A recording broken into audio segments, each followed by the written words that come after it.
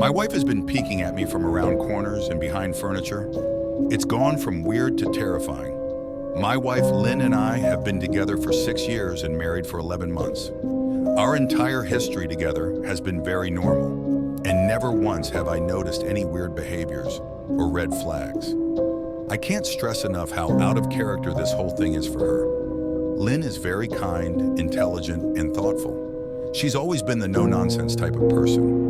Being childish or trying to scare me is not something she'd normally do. She doesn't even like watching horror movies. When we first started dating, she agreed to watch The Shining with me because she knew how much I loved horror. She was so scared that she didn't even make it through half of the movie before we had to turn it off. She isn't into anything creepy and has never been into pranks.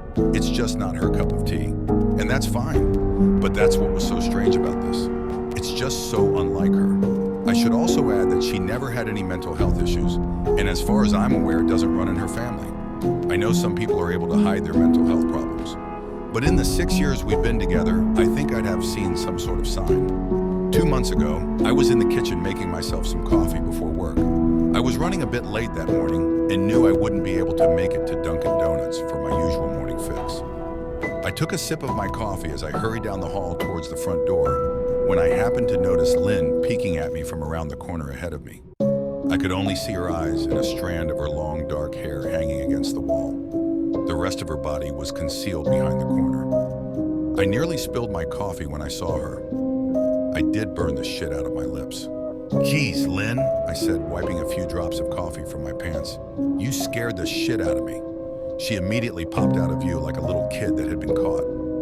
I heard her scurry off towards the living room, and by the time I got to the front door, she was out of sight. It was really weird and just totally out of character for her, like I said. But I also found it kind of funny that she was being more playful and a little less serious. I shouted that I loved her and called her a weirdo. As I shut the door behind me, I heard her laughing. Her behavior was a bit odd, but it certainly wasn't something to call a priest over. I forgot about it by lunch, and by the time I got home, she was her normal self. I didn't bring it up, and neither did she, and life went on. The next incident happened 3 days later. It was around 2 a.m., and I had woken up to get a drink.